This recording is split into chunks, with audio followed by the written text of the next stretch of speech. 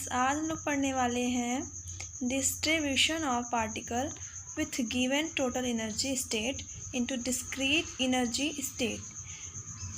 ठीक है, ये एग्ज़ाम के पॉइंट ऑफ व्यू से बहुत इंपॉर्टेंट टॉपिक है, इसको हम थोड़ा सा समझेंगे। Let us consider n with the total number of particle having total energy E। हम एज्यूम करते हैं कि n है जो वो नंबर ऑफ पार्टिकल है जिसकी एनर्जी E है। ठीक है, ये हो गई टोटल एनर्जी की बात और टोटल नंबर ऑफ पार्टिकल की बात। अब हम डिस्क्रीट नंबर ऑफ पार्टिकल लेंगे और उसके डिस्क्रीट एनर्जी लेंगे। जैसे let n1 n2 n3 ni dash dash nr be the number of particle in the given system. ये E1 का n1 पार्टिकल है, E2 का n2 पार्टिकल है, EI का ni पार्टिकल है, इसी प्रकार से ER का NR पार्टिकल है रिस्पेक्टिवली क्रमशः। ठीक है, पहले हमने जो देखा, let us consider n with the total number of particle. जो n था वो पूरे नंबर ऑफ पार्टिकल्स हैं और जो यहाँ पे n1 n2 n3 है वो एक स्टेट का है। जैसे ये स्टेट हो गया E1, इसका n1, E2 n2, EI ni, ER NR, ऐसा। ठीक है, अब देखिए इसमें कुछ पॉइंट्स हैं जो इस डेरिवेशन के लिए हेल्पफुल है, उसको देखिए। The total number of particle in the given system is constant. कोई भी सिस्टम है उसकी जो टोटल नंबर ऑफ पार्टिकल होती है वो ऑलवेज कांस्टेंट होती है। That is number n is equal to n1 plus n2 dash dash ni dash dash nr is equal to constant. क्या बोला गया है? टोटल नंबर, इसी को हम टोटल नंबर कहे हैं, तो total number is equal to constant. ठीक है, इसको हम समेशन फॉर्म में भी लिख सकते हैं। n is equal to summation of i is equal to 1 से लेके यहाँ पे r होना चाहिए, r। ठीक है, i से कहाँ तक है? r तक है, n i। देखिए आप यहाँ पे इसको हम अगर ओपन करना चाहें समेशन हटा के, i इज इक्वल टू 1 रखेंगे तो यही आएगा, 2 रखेंगे तो यही आएगा, ऐसे करके बढ़ता चला जाएगा। ठीक है, इसके इज इक्वल टू कांस्टेंट होगा। अब इतना हो जाने के बाद हम इसको डिफ्रेंशिएट करते हैं। Differentiating it, del n is equal to summation of i is equal to 1 से r तक डेल ni। अब कांस्टेंट है, कांस्टेंट की डिफ्रेंशिएशन 0 होती है, इसको हम इक्वेशन फर्स्ट एज्यूम करते हैं। फिर सेकंड जो पॉइंट है वो कहता है the total number of energy is the system is constant.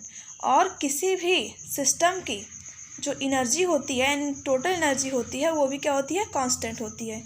E is equal to n1 E1 plus n2 E2 dash dash ni EI dash dash nr ER is equal to constant. क्या बोला गया? Total energy, तो total energy E ही है क्योंकि हमने ऊपर late किया है कि जो टोटल एनर्जी होगी E होगी, तो इसी के बराबर हम क्या लिखे हैं यहाँ पे? कांस्टेंट। यहाँ पे E is equal to constant. अब इसे भी हम समेशन फॉर्म में लिखेंगे। E is equal to summation of i is equal to 1 से r ni EI। ni क्यों? ni इसके लिए, ये देखिए n 1 से लेकर r तक है, n से 1 से लेकर r तक, और EI में देखिए मल्टीपल में भी है ये भी, इसलिए इसको हम EI लिखें। इज इक्वल टू कांस्टेंट होता है। इसको भी डिफ्रेंशिएट करिए। डिफ्रेंशिएट करने पे क्या होगा? डेल E होगा इज इक्वल टू समेशन तो वैसे ही रहेगा, i is equal to 1 to r, EI को हम आगे कर लेंगे, n i के रिस्पेक्ट में हम डिफ्रेंशिएट कर रहे हैं, पार्शियली है, ni हो जाएगा इज इक्वल टू, अब कांस्टेंट की डिफ्रेंशिएशन 0 होगा।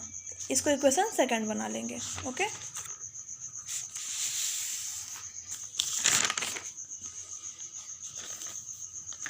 अब देखिए थर्ड पॉइंट में क्या कहा जाएगा? Since n with the total number of particle, हम लोग पहले ही से जानते हैं कि जो n है वो हमारा टोटल नंबर ऑफ पार्टिकल है। ठीक है, आउट ऑफ n को छोड़ के n1 n2 n3 ni nr be the number of particle first second third fifth cell ना। जैसे हमको पता है कि ये जो n है वो टोटल नंबर ऑफ पार्टिकल है, और जो ये n2 n1 ये सब है ना, ni है, वो एक फेज सेल है, उसका ये पार्टिकल का नंबर है। ठीक है। तो इसकी पूरी प्रोबेबिलिटी होती है, प्रोबेबिलिटी डिस्ट्रीब्यूशन लागू होता है, मतलब कि प्रोबेबिलिटी डिस्ट्रीब्यूशन दिया जाता है, गिवन रहता है। तो देखिए जो यहाँ पे ओमेगा है, ओमेगा को हम डब्ल्यू भी लिखते हैं, इसी को हम प्रोबेबिलिटी भी कहते हैं, probability is equal to N factorial upon में n1 factorial, n2 factorial, n3 factorial, dash dash n factorial, dash dash n factorial. ठीक है, यहाँ पे ये प्रोबेबिलिटी जो होता है ना, ये गिवन होता है, दिया रहता है। इसको हमको याद करना होगा थोड़ा, क्या है देखिए कैसे इसको याद कर सकते हैं। ये देखिए टोटल नंबर है, टोटल नंबर ऑफ पार्टिकल है, और ये जो है ये डिस्क्रीट का है, डिस्क्रीट नंबर ऑफ पार्टिकल है, यानी कि एक फेस सेल का पार्टिकल है, अलग अलग है। तो इसको हम n फैक्टोरियल अपॉन में n1 factorial, n2 factorial, n3 factorial कर सकते हैं। ठीक है, अब क्या करेंगे हम लोग, लॉग को दोनों साइड ले लेंगे, taking log on both side. अगर आप लॉग को इधर लेंगे तो इधर लॉग ओमेगा हो जाएगा। ओमेगा क्या है, मैंने पहले ही बता दिया था, ओमेगा प्रोबेबिलिटी है। ठीक है, फिर इधर देखिए, ये अगर हम इधर लॉग लेते हैं तो लॉग ए अपॉन बी बन जाता है। तो ए अपॉन बी बनने के बाद यहाँ पे ए बी सी ऐसा हम अज्यूम करते हैं, तो लॉग ए कर देंगे माइनस लॉग बी। तो लॉग बी में जितने प्लस वाले रहेंगे अंदर होके माइनस वाले सारे को माइनस कर देगा। ठीक है, अब देखिए लॉग ओमेगा बराबर log N I minus summation I is equal to 1 से r log N I factorial. N I क्यों, क्योंकि 1 से लेके r तक गया है, r तक यहाँ पे। ठीक है, समेशन लगा के उसको हम शॉर्ट फॉर्म में कर लिए हैं। एक यूजिंग स्टर्लिंग अप्रोक्सीमेशन रूल होता है, जिसमें हम जैसे लॉग ए है, लॉग ए नहीं, कोई भी लॉग वाई फैक्टोरियल हो गया तो Y log Y minus Y होता है। तो इसी प्रकार यहाँ पे हम यक्स का दिखाया गया है, या log x factorial is equal to x log x minus x होता है। ठीक है, हमको इसका यूज़ करना है एबव इक्वेशन में। देखिए जैसे यहाँ पे एन आई है तो यहाँ पे भी यही होगा, N log minus N log N minus N होगा। ठीक है, यहाँ पे दोनों हमको यूज़ करना है किस चीज़ का, स्टर्लिंग अप्रोक्सीमेशन रूल का। ठीक है, log omega is equal to N, देखिए यक्स के प्लेस पे यहाँ पे क्या था, एन है ना, तो एन के प्लेस पे अगर यक्स है तो हम जहाँ जहाँ यक्स है वहाँ वहाँ हम एन लगाएंगे, N log N minus N, ये हो गया इसका सिर्फ। अब माइनस आगे है, जैसे आगे है ठीक लगा देंगे हम, summation I is equal to 1 से r। अब देखिए एन आई है, एन आई को भी हम आगे लिखेंगे, log N I minus log N आई रहेगा। ठीक है, ये नहीं रहेगा यहाँ पे। अब देखिए यहाँ पे log omega is equal to N log N minus summation I is equal to 1 से r एन आई लॉग एन आई प्लस, ये देखिए जो माइनस है ये अंदर जाके इसको प्लस कर देगा। ठीक है, और हम जानते हैं इसके बराबर टोटल एन होता है। देखिए मैंने आगे देखा था, total number of the particle इस कांस्टेंट जहाँ पे लिखा गया था वो एन होता है। तो यहाँ पे हम एन लिखेंगे, एन यहाँ पे प्लस है, यहाँ पे माइनस है, ये दोनों कैंसल आउट हो जाएंगे। तो क्या बचेगा, N log N minus summation I is equal to 1 से r N I log N I. ठीक है, अब इसको भी हम डिफ्रेंशिएट करेंगे। ठीक है, log omega is equal to N log N minus I is equal to 1 से r N I log N I. अब देखिए जो ये वाले टोटल वैल्यू है ये कांस्टेंट होती है, कोई भी नंबर है तो वो कांस्टेंट है ना, तो ये तो हमारा 0 हो जाएगा डिफ्रेंशिएट करने पे। मैं आगे दिखाती हूँ आपको। और ये भी जानिए, जो ये आपका ये क्या बोलते हैं प्रोबेबिलिटी है, प्रोबेबिलिटी भी 0 होगी। कैसे, क्योंकि प्रोबेबिलिटी मैक्सिमम पे 1 होती है, मैक्सिमम में 1 होती है, प्रोबेबिलिटी मैक्सिमम में 1 होती है। तो लॉग 1 की वैल्यू क्या होगी, 0 होगी, इसलिए यहाँ पे ऑलवेज 0 ही है। 0 is equal to log n, अब इसका 0 होगा, इस वाले का 0 होगा, 0 minus summation I is equal to 1 से r। अब देखिए इस वाले में फर्स्ट और सेकंड से हम इसको डिफ्रेंशिएट करेंगे। पहले इसको फर्स्ट मान लेते हैं, इसको सेकंड मान लेते हैं। एन आई इंटू 1 अपन एन आई, क्या हुआ, फर्स्ट डिफ्रेंशिएशन ऑफ सेकंड और फिर ये वाला पहले फंक्शन का होता है, फिर उसके बाद उसका होता है। तो del N I plus log N I del N I.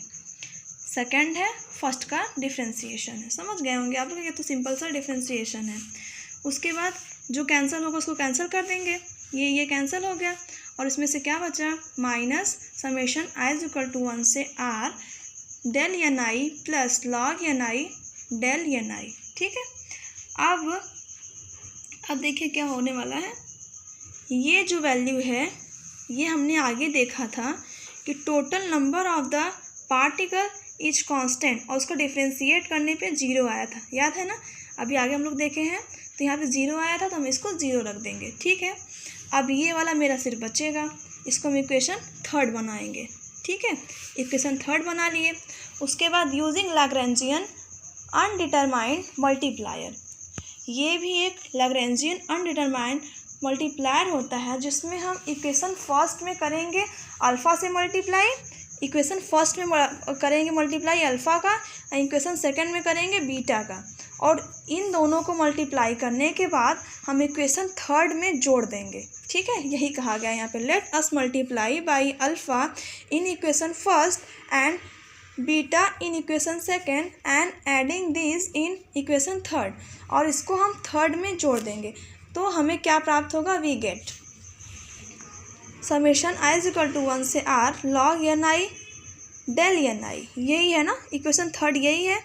Equation third को जोड़ना है, क्या क्या जोड़ना है, फर्स्ट वाला यही था, डेल एन आई था, इसमें मल्टीप्लाई किए हैं अल्फ़ा का। ठीक है, और ये वाला हमारा इक्वेशन सेकंड था जिसमें मल्टीप्लाई किए हैं बीटा का, करने के बाद तीसरे वाले में जोड़ दिए हैं, यही किए हैं और कुछ नहीं किए हैं। ठीक है, समेशन है। अब देखिए इसमें सब में डेल एन आई कॉमन है, डेल एन आई बाहर कर देंगे, log N I plus alpha plus beta E i is equal to 0।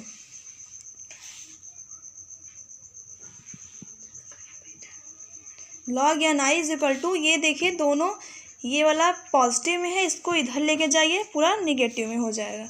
Log N I, अब हमको ई के फॉर्म में लेकर आना है, तो यही इसलिए हम ऐसा कर रहे हैं। ई माइनस कॉमन कर लेंगे, अल्फ़ा प्लस बीटा ई आई। अगर अब हम इसको चेंज करेंगे ई में तो ये हो जाएगा N I is equal to E के पावर पूरा minus alpha plus beta E I. ठीक है,